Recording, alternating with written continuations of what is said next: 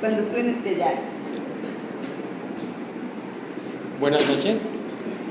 Pues les agradecemos la presencia aquí en esta mesa sobre política exterior. Yo les doy la bienvenida a la Universidad del Mar, soy anfitrión, soy profesor investigador aquí en el Instituto de Estudios Internacionales del Campus Huatulco. Y bueno, esta ponencia parece un poco como no ilógica, pero un poco lejana. Mi hipótesis es ligar dos cosas que aparentemente no tienen relación, pero ese es el rol de la ciencia, ¿no? Tratar de relacionar las cuestiones que encontramos un poco distantes. Mi tema es la política exterior desde la narrativa de la perspectiva de escritores latinoamericanos. En realidad también es un tema muy amplio, lo tuve que delimitar, porque esta ponencia originalmente fue en un congreso sobre literatura universal que expuse en la ciudad de Chandigarh, en la India, en febrero de este año. ¿Sí? Me invitaron entonces a hablar algo sobre cuestiones literarias y yo dije, bueno, desde mi perspectiva de internacionalista, ¿cómo puedo ligar la literatura latinoamericana, que pues a muchos nos gusta? Hemos leído a muchos autores latinoamericanos. Entonces, lo que traté de extraer de muchas obras de los escritores latinoamericanos es cómo estos autores han tenido una perspectiva internacional dentro de sus obras. Es decir, cómo han ligado su perspectiva y su visión del mundo desde la ficción, ¿sí?, o la realidad que ellos describen hacia la región de América Latina y el mundo principalmente. Bueno, entonces, empiezo a decir que, bueno, todas las culturas tienen su propia visión del mundo. En América Latina, particularmente, se produjo una pléyade de grandes escritores desde podríamos decir, en épocas posteriores a la colonización española en América Latina. Encontramos que hay autores desde el siglo XIX y siglo XX que empezaron a vislumbrar cómo era la historia en la región de América Latina, cómo era su sociedad, cómo era su cultura, ¿sí?, y cómo era su idiosincrasia. Entonces, yo me centro principalmente en 5 autores latinoamericanos que son conocidos de todos nosotros. Son principalmente Gabriel García Márquez, Pablo Neruda, Octavio Paz, Mario Vargas Llosa y Carlos Fuentes. El común denominador de estos autores, si nos adentramos un poco en su vida literaria y su vida profesional, es que a su vez ellos, además de ser escritores, han sido diplomáticos, miembros del servicio exterior de sus países. ¿Sí? Y ahorita vamos a adentrarnos un poquito más en su visión de la perspectiva de la política exterior. Entonces, por ejemplo, en sus narrativas mencionan cuestiones históricas, políticas, sociales, culturales, de sus países o de la región. Por ejemplo, Carlos Fuentes, que es un escritor mexicano, aunque nació en Panamá, él decía que la historia de la literatura latinoamericana la podemos encontrar básicamente en las narraciones de los cronistas de la colonia. Sí, ahí es donde empieza probablemente lo que es la literatura latinoamericana. Y esta historia pues era oral y escrita. ¿Y qué describía? Describía las costumbres, las tradiciones, ¿sí?, los códices donde describían estas historias de la conquista, principalmente la conquista española. Después de la colonización, un escritor, Edmundo O'Gorman, decía que América no fue descubierta, sino que fue inventada. Y si, por ejemplo, América no se inventó, entonces había que inventarla. ¿Sí? Eso es como una cosmovisión que describe Edmundo O'Gorman. Entonces la literatura hispanoamericana tiene una correlación directa con lo que es la historia de los países y sus independencias, ya después al periodo colonial. Entonces, por ejemplo, estos periodos se afianzaron en los siglos XVIII y XIX, ¿sí? Por ejemplo, probablemente uno de los primeros novelistas latinoamericanos fue Bernal Díaz del Castillo. ¿Qué describía en sus obras? Pues describía básicamente las cuestiones de la conquista española. ¿Y qué es la conquista española? Pues no es más que la relación entre España y el Nuevo Mundo para los europeos. ¿Cómo era la relación de los indígenas en América Latina con la conquista de los españoles? Entonces, por eso publica el libro de la verdadera historia de la conquista de la Nueva España. Y eso de la conquista de la Nueva España, en realidad, si ustedes se fijan, es política exterior. O sea, ¿cuál es la relación de América Latina con España de aquella época, ¿no? Lo mismo le pasa a Cortés cuando viene a hacer la conquista y su relación con los autóctonos de América Latina y la región principalmente de México. Bueno, hay una gran cantidad de escritores latinoamericanos. Yo me centré en estos que les mencioné, pero tenemos a José Martí, a Jorge Luis Borges, a Rómulo Gallegos, a Carlos Fuentes, a Alejo Carpentier, Rubén Darío, a Leopoldo Lugones, a Amado Nervo. Tenemos a Gabriela Mistral, Isabel Allende, Jaime Torres Bodet. Tenemos a Juan José Arreola, a Vicente Huidro, Miguel Ángel Asturias. Y hay una gran pléyade, ¿sí? Uno de los más recientes, pues Eduardo Galeano, en su libro Las venas abiertas de América Latina, pues básicamente hace lo que está haciendo América Latina en el sistema internacional y cómo sigue trabajando como una región dependiente, ¿sí?, de los grandes capitales internacionales. Bueno, vamos a empezar con Gabriel García Márquez. ¿Cómo podemos ligar la actividad internacional de Gabriel García Márquez? Bueno, conocemos varias obras de él, pero pues García Márquez surgió de lo que se llamó en la época de la Guerra Fría el tercer mundo, de un país del tercer mundo, ¿sí? Como un país como Colombia pudo crear a un escritor, ¿sí?, tan representativo en América Latina como lo fue Gabriel García Márquez. Él en sus novelas lo que hace es describir la realidad política, social, cultural, histórica de Colombia y la región del Caribe colombiano, ¿sí? Y por ejemplo, ahí es donde empezamos a hablar de lo que es, no empezamos a hablar desde ahí, más bien él como que consolida lo que es el movimiento del realismo mágico, es decir, mezclar la historia con algunos personajes ficticios, ¿sí? Entonces, ¿cómo mezcla, por ejemplo, la historia de Colombia? Por ejemplo, decíamos, bueno, si quieren conocer a Colombia, lo que hay que hacer es leer el libro 100 años de soledad, ¿sí? Y ahí describe cómo era la cuestión en aquella época de principios del siglo XX. Otra inspiración que tuvo García Márquez para describir lo que pasaba en la región fueron las migraciones campesinas que se daban ahí por la década de los 20 y lo plasma en uno de sus primeros libros que se llamaba La hojarasca, ¿sí?, que escribió en 1955. Otra cuestión histórica, el general en su laberinto, no es más que la vida del general Simón Bolívar, ¿sí?, libertador de América. Entonces ahí estamos viendo cómo está ligando la historia internacional con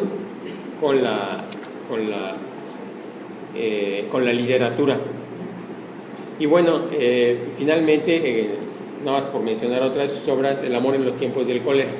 Ahí pues lo que hace es describe cómo se vive en el Caribe colombiano, principalmente en la ciudad de Cartagena de Indias, ¿sí?, un puerto que en realidad fue uno de los principales puertos en la colonia española, de aprovisionamiento y de receptor de mercancías para enviarlas a España. Ahorita al final hago un resumen breve de estos escritores. Voy a pasar con Pablo Neruda. Normalmente la gente conoce a Pablo Neruda como un escritor y un poeta, pero Pablo Neruda en realidad era un activista político. Fue miembro del Congreso de Chile, y la época en la que vivió pues justamente fue esta época que todos conocemos de la época del golpe de Estado en Chile, ¿no? El 11 de septiembre del 73, vivió la dictadura de Pinochet y también muere por los mismos años, ¿sí? Además de su labor de escritor, se conoce poco su labor diplomática, pero Pablo Neruda en realidad ocupó cargos en consulados honorarios en Ceilán, lo que ahora es Sri Lanka, en Birmania, en Buenos Aires, en Barcelona, en Madrid. Fue cónsul en París y fue cónsul general en la Ciudad de México.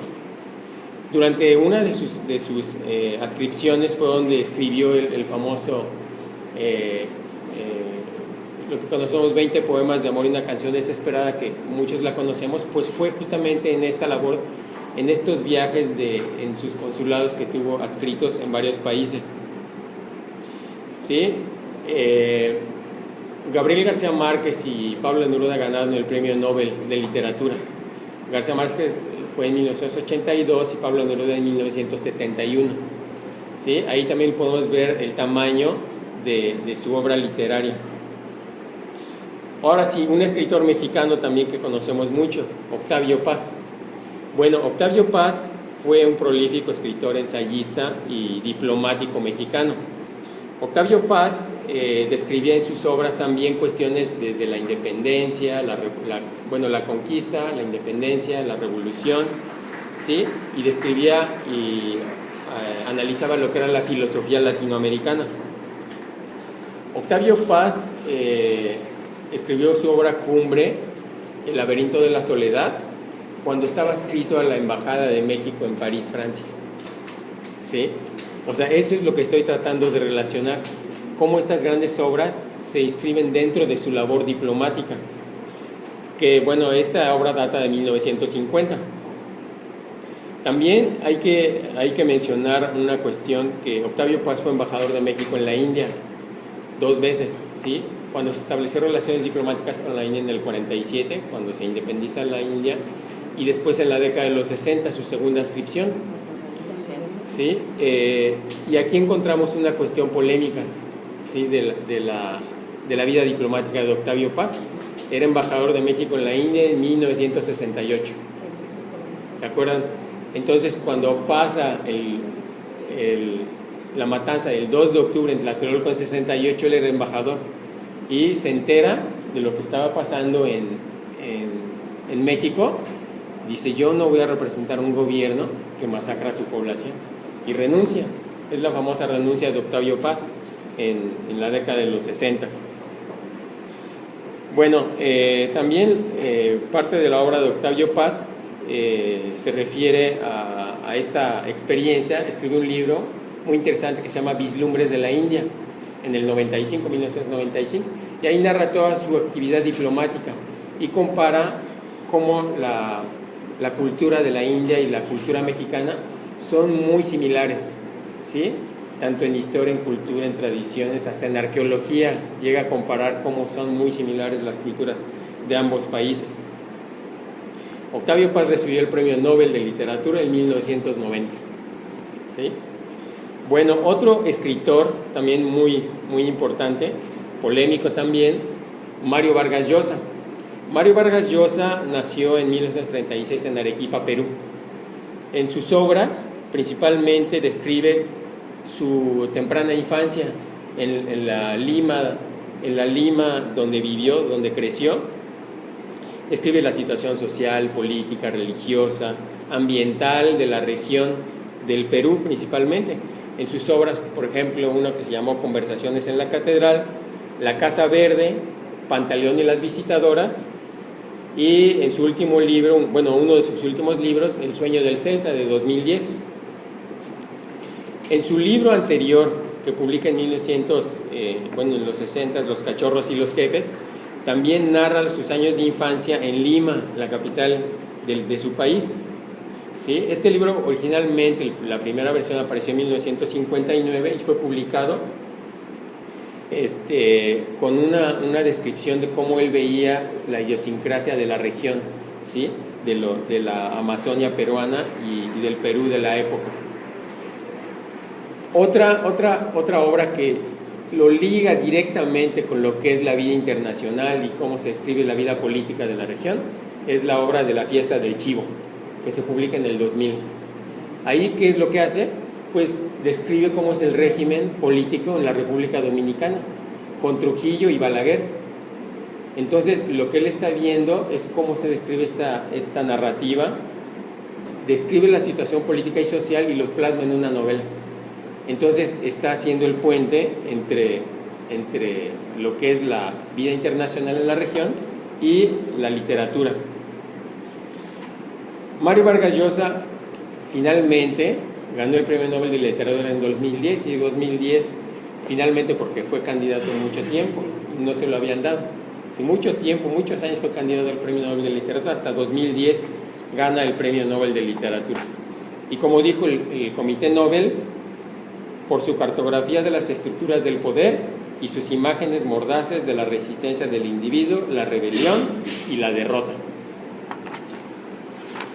Bueno, escritor mexicano Carlos Fuentes, aunque ya les dije, nació en Panamá en 1928, pero Carlos Fuentes fue un escritor erudito y diplomático mexicano. Es otra de, les digo, cómo ligo la literatura y la diplomacia. Por ejemplo, lo que hacía Carlos Fuentes es describir, por ejemplo, las etapas tempranas del siglo XX en México, la Revolución Mexicana, en obras, por ejemplo, como La muerte de Artemio Cruz, describe todo este proceso histórico, político y social en México. Y uno de sus libros más famosos, La región más transparente, ¿sí? Muchos lo ligan a la vida en Ciudad de México. Carlos Fuentes fue embajador de México en Francia, ¿sí? Fue diplomático. Entonces, durante la década de los 70s y los 80s, y también durante su labor diplomática, pues escribía algunas de sus obras más importantes. Solo que Carlos Fuentes no ganó el Premio Nobel de Literatura, ¿sí? Es la excepción a los escritores que estoy manejando ahorita. Todos lo ganaron excepto Carlos Fuentes. Sí, también fue candidato, pero no lo ganó. Y bueno, ustedes saben que falleció en 2012. Bueno, ahora el boom latinoamericano, ya ahora sí retomando todos esos autores, el boom latinoamericano está representado por Márquez, por Vargas Llosa, por Carlos Fuentes, pero en realidad se remonta a otros autores muy importantes: Jorge Luis Borges, Julio Cortázar de Argentina, el cubano Alejo Carpentier, el mexicano Juan Rulfo, de los que muchos se inspiraron, y el guatemalteco Miguel Ángel Asturias, que también ganó Premio Nobel de Literatura. Entonces, el pensamiento de la literatura latinoamericana tradicional refleja, con estos autores, cómo se va dando su perspectiva en la región latinoamericana y en el mundo. Lo narran en sus obras literarias y difunden la realidad de la región.